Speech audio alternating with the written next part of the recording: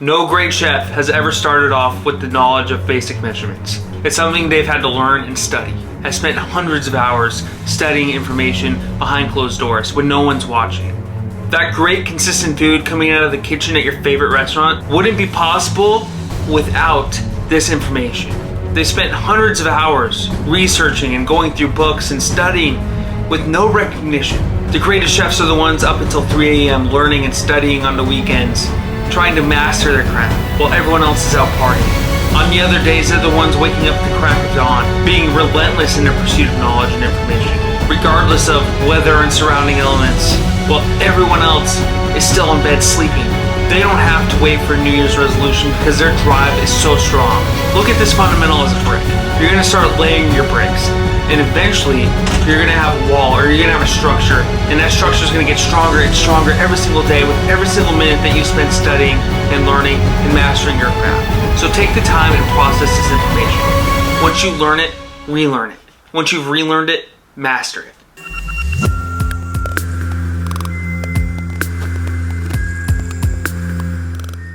Alright guys, fundamentals, we're talking about basic measurements here. I've interviewed so many people that don't have a good grasp on this information, so I'm going to break it down for you in a way that's easy to understand. And if you stick around to the end of this video, I'm going to show you my secret weapon on remembering the components of a gallon and what makes up a gallon. So first things first guys, we have to understand the difference between volume and weight. So volume is most commonly referred to with liquids. It's the amount of room that a product or ingredient will consume. Weight, on the other hand, is something that you would weigh out on a scale.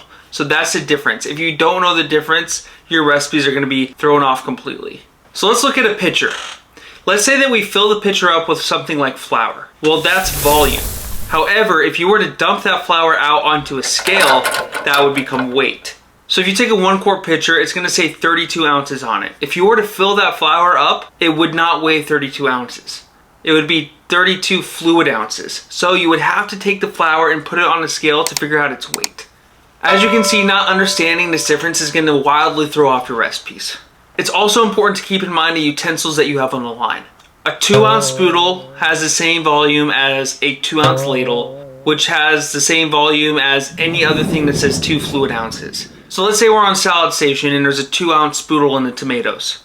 You can fill that up to the 2-ounce line, but if you put it on a scale, it's not gonna weigh 2 ounces. So if your recipe calls for 2 ounces of tomatoes, that spoodle or that ladle isn't gonna be the same thing. So you have to understand the difference, and you have to understand how it's affecting your recipes, which is also gonna affect your inventory and your financial results. So let's quickly look at the basic units of measure and see how they're broken down. So let's start with probably the biggest thing you're ever gonna use, 1 gallon.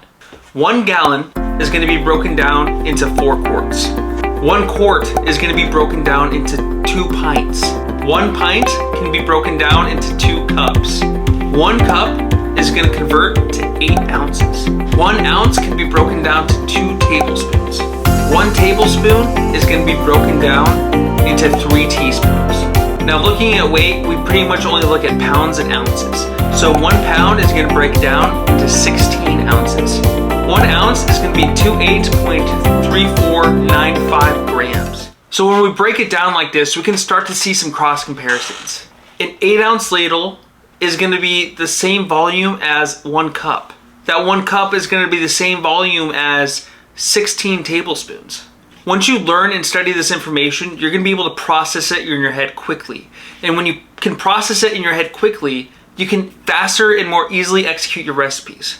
Looking at 2 cooks side by side, one that knows this and one that doesn't know this, the one that knows this information is gonna be able to execute 3 to 4 times the amount of work just because they understand this basic information. Whereas the other cook that doesn't understand it will be a lot slower. Now at the end of the day, if you're the boss, which one of those employees are you gonna pay more? The one that can easily execute these recipes and it's knocking it out over and over and over, or the one that's struggling because they have to weigh everything out? It's about being smart.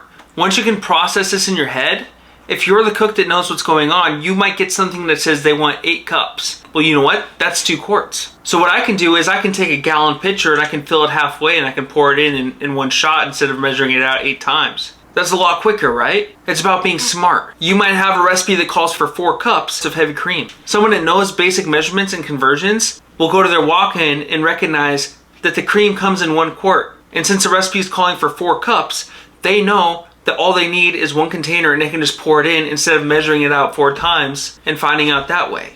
With memorization and application, you're gonna move so quickly. And once you move more quickly, you're gonna start seeing a financial reward for it. But it's just that. Most people don't wanna put in the work. They don't wanna learn something basic and easy, such as measurements and conversions. And it's really gonna hurt them in the long run. So like I mentioned before, I'm gonna show you a quick trick for how to break down a gallon and how to memorize the components of a gallon. So I had an instructor one time that told me to take out a piece of paper.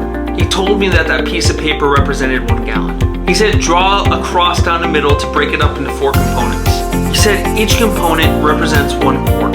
Inside of the quart, you have 2 pints. Inside of each pint, you have 2 cups. So when I was just starting out and working in the field, whenever I had a recipe and I was unsure of the answer, I would just think of this chart and I could easily figure it out. So hopefully you learned something in this video. If you found this information useful, please subscribe. It goes a long way in helping me accomplish my goal of positively impacting kitchen employees around the country that are trying to make improvements in their career.